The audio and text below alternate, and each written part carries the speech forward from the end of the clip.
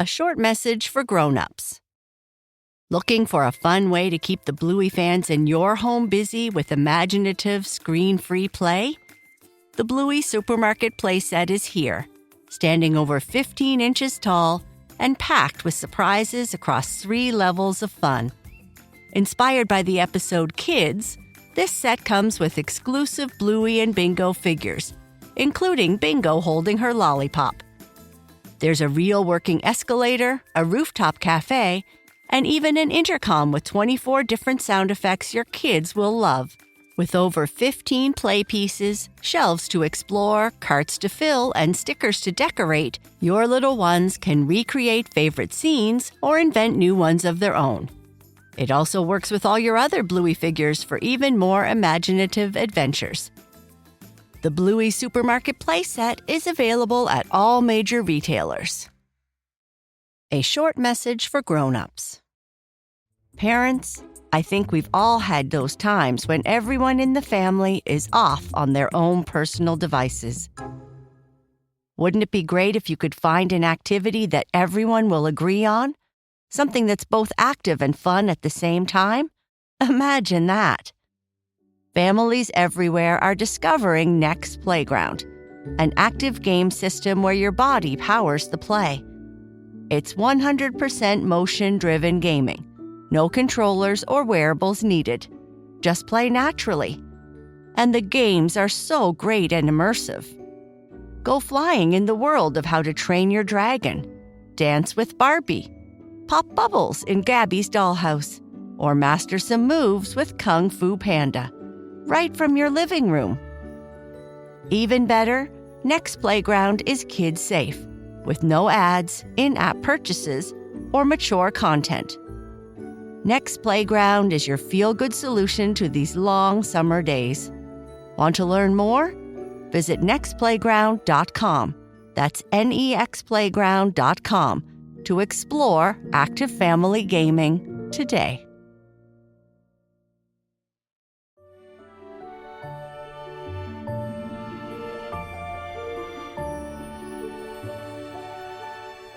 Hello, friends, and welcome to Sleep Tight Stories.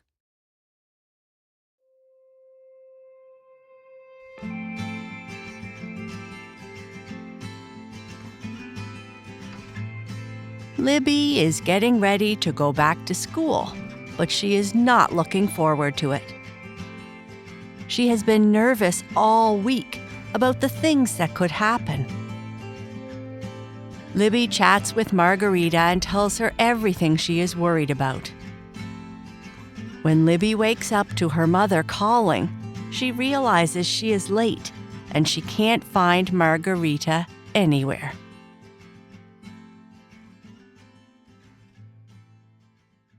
Margherita goes to school. "Hi, Mom, what's for dinner?" Libby asked as she stepped into the kitchen, her headphones hanging around her neck. "Need any help?" "I made some spaghetti and meatballs, nothing fancy. Why don't you take the garlic bread out of the oven for me while I drain the spaghetti? And don't forget the oven mitts. I don't want you burning yourself." That's what I smelled. I think I've developed Margherita's sense of smell. Just knew it was garlic and butter. Yum, Libby said, carefully setting the garlic bread on the counter. Libby's mother dished out huge plates of spaghetti and meatballs, and as they sat down to eat, she asked, "So, where have you been all afternoon? It's been so quiet. I thought you might have gone outside." "Just the usual, tidying up my room and studying French so I can catch up," Libby replied with a smirk, knowing how much she disliked French. Her mother laughed. "Your room is tidier, I'll give you that. But your French? You might want to think about getting a tutor this year." "I'll figure it out. I've been listening to French music. Maybe that'll help." "Where's Margherita?" "She was napping in my room while I read and listened to music, but then she disappeared." She was out here a bit ago. Don't worry, she'll show up when she smells dinner. She has been spending more time with you lately. I guess she knows that you will be going back to school tomorrow, and she is trying to get as many pets and cuddles as possible." "Yeah, maybe," Libby murmured, her voice trailing off as she thought about school. After cleaning up, and as her mom fetched Margherita's special bowl, Libby said, "You're not going to try feeding her cat food again, are you? You have been trying to feed her cat food forever. Just give her pizza, it's what she wants." "I know, but it's like a fun little game we play now," her mother replied with a smile. "Margherita, here, kitty kitty, it's dinner time."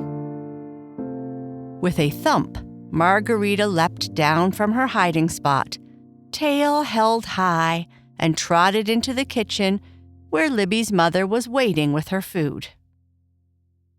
First, she tried to give Margherita a drink of milk, but she wouldn't drink it. She just snorted and walked around in a circle. Then her mother brought her a bowl of tuna, but Margherita would not eat it either. She just snorted and meowed.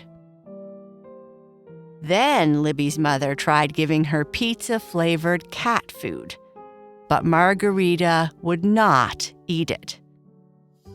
"You are one unusual cat, but I wouldn't change you for the world," Libby's mother said. Walking to the fridge, Libby's mother brought out a cold piece of pizza, heated it in the microwave, and gave it to Margherita, who started to purr very loudly and quickly devoured it all up. After dinner, Libby went to her room with Margherita trailing close behind. She picked up the book she was reading from her bedside table, but the words seemed to blur on the page. Usually when she read or listened to music, she could lose herself completely, blocking out the world. But tonight, her thoughts kept drifting back to school. She was super worried. She glanced at Margherita, curled up at the foot of her bed, purring softly, a steady, soothing rhythm that usually calmed Libby's nerves. "Margherita," Libby began, her voice barely above a whisper. "I've been nervous all week, and I don't think even Mom has noticed. I don't want to go back to school. Or maybe I do, but what if it's just like when I first got there?" She reached out to stroke Margherita's soft fur, taking comfort in the feeling. Margherita looked up at her with wise, squinting eyes, as if she understood every word. "It took forever for anyone to talk to me last semester, and everywhere I went, it felt like people were staring at me, like I was some sort of crazy person for starting in the middle of the year. What if my friends don't talk to me? What if no one talks to me? What if the teachers forget my name?" Libby's voice wavered. "Maybe it's safer to just stay home." Margherita head-butted Libby's hand, meowing softly, as if to say, "You're not alone." Libby smiled despite herself. "I know I need to be brave and take each day as it comes, but it's hard sometimes. It would be a lot easier if you were there with me. Can you imagine it? We could study science together. You'd love it. And you'd see how fun English class is. French, though, well, we'd both probably fall asleep. It's not very fun at all." "They even have pizza for lunch sometimes," Libby mused, "though it's not as good as Mom's. But I bet you'd eat it anyway." Libby laughed at the thought of Margherita following her around the school, imagining her cat's curious face peeking out from her backpack, or sneaking a bite of cafeteria pizza. Margherita stretched lazily and meowed. Libby gave her orange cat a final rub as she got ready for bed. As Libby drifted off to sleep, Margherita curled up beside her, purring softly. It was quiet and peaceful. For a few precious hours, Libby's worries melted away, replaced by the gentle rhythm of Margherita's breathing and the promise of a good night's sleep. But the calm didn't last. It was morning, the first day of school, and Libby overslept. Her mother stormed into her room. "Libby, aren't you ready yet? It's the first day of school and you don't want to be late." Libby rubbed her eyes. I don't know what happened. Maybe my phone malfunctioned and caused the alarm not to go off." "Well, you don't have time to worry about that now. Hurry and come to have some breakfast." Libby tried to talk to her cat, but Margherita was nowhere to be found. Libby quickly put on her favorite clothes, jeans and a baggy t-shirt, and rushed through her morning routine, her anxiety growing with each passing minute. She barely had time to eat breakfast, let alone dwell on the anxiety bubbling up inside her. Everything felt a bit off. Her shirt was wrinkled, her hair refused to cooperate, and she was sure she'd forgotten something important. "Is your bag all packed?" her mother asked. She seemed more nervous than Libby, who was having a hard time eating breakfast because of the butterflies in her stomach. "I packed it yesterday, Mom. There isn't much to take on the first day anyway, just a binder and pens and that stuff. Hopefully the teachers won't give homework." "Try not to keep your headphones on all day, okay? And remember, sometimes you have to talk first. Don't be so shy." "Okay, Mom, I know," Libby said, shoving the last piece of toast into her mouth. Her mother always told her that sometimes you need to try speaking to people first. As she grabbed her backpack from the corner of her bedroom, she noticed it felt a little heavier than usual. But with all the rushing, she didn't think twice about it. There wasn't time to investigate. She was late. With one last glance at the mirror, Libby slung the bag over her shoulder and dashed out the door. She arrived at school, her heart pounding, as she joined the streams of students making their way inside. The familiar hum of chatter filled the air as she walked down the hallway. She didn't quite feel like a stranger this time. Some classmates said hello and others waved. The teachers she met in the hallway even remembered her name. As she approached her locker, Libby felt a faint, unusual movement in her bag. She froze, her eyes widening in surprise. Was that Margherita? She gently set her backpack down on the floor and unzipped it just a tiny bit, peeking inside. Sure enough, two bright green eyes stared back at her, and Margherita let out a soft, almost mischievous meow. "Margherita!" Libby gasped softly, quickly zipping the bag back up before anyone could notice. "Margherita, what are you doing here?" she whispered, trying not to giggle despite her surprise. The cat had somehow managed to sneak into her backpack and come with her to school. "I was just joking last night, you silly cat." For a moment, Lily panicked. How was she going to keep a cat hidden at school all day? Would she get in trouble? But as she thought about it, a small smile crept onto her face. Maybe this was exactly what she needed. Margherita always made her feel better, and having her here gave her a sense of comfort. As she walked to her first class, Libby felt the butterflies in her stomach start to calm down. She could feel Margherita shifting slightly in the bag, settling in as if to say, "I've got your back." That thought made her smile, and suddenly, the idea of walking into class didn't seem so terrifying.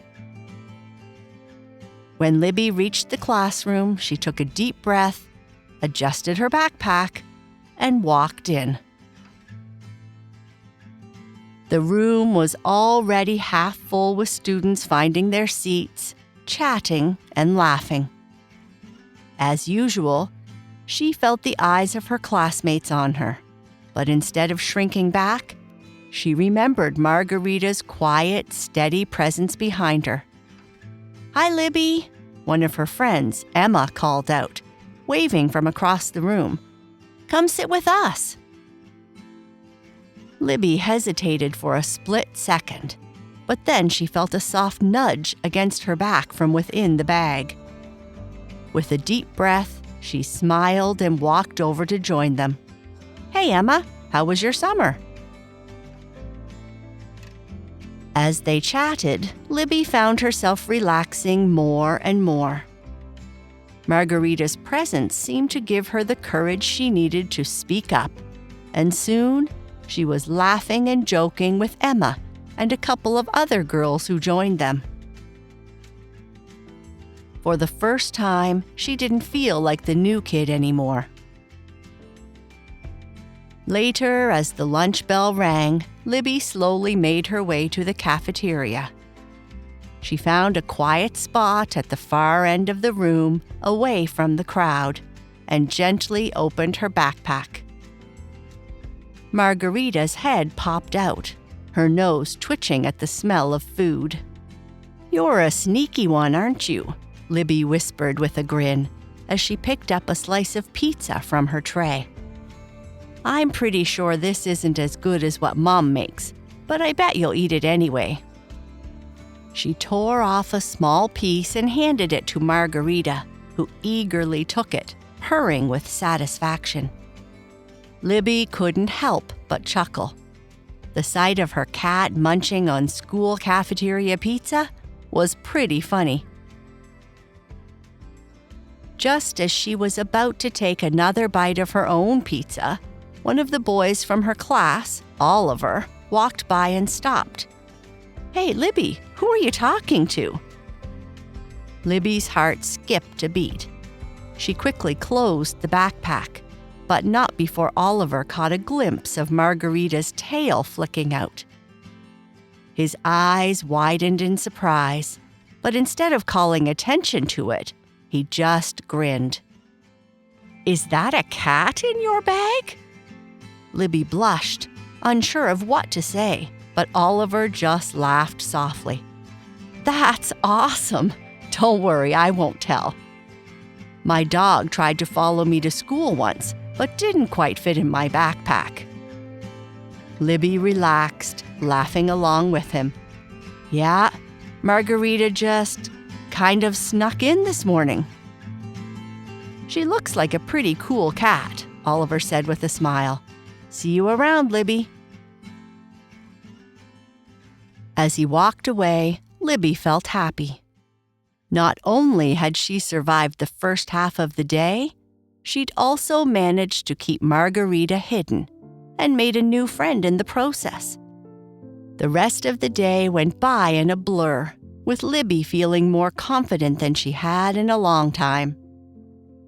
By the time the final bell rang, she was exhausted, but content. As she walked home, she couldn't wait to tell her mom about her adventurous day, though she might leave out the part about the unexpected guest in her backpack. When they finally arrived home, Libby opened the front door and let Margherita out of the bag. The cat stretched and yawned, clearly pleased with her day's adventure. "Well, Margherita," Libby said with a laugh, "you definitely made today unforgettable. Maybe I can handle a new school year after all." Margherita meowed in agreement, rubbing against Libby's leg. As they headed inside, Libby knew that with a friend like Margherita, she could handle just about anything.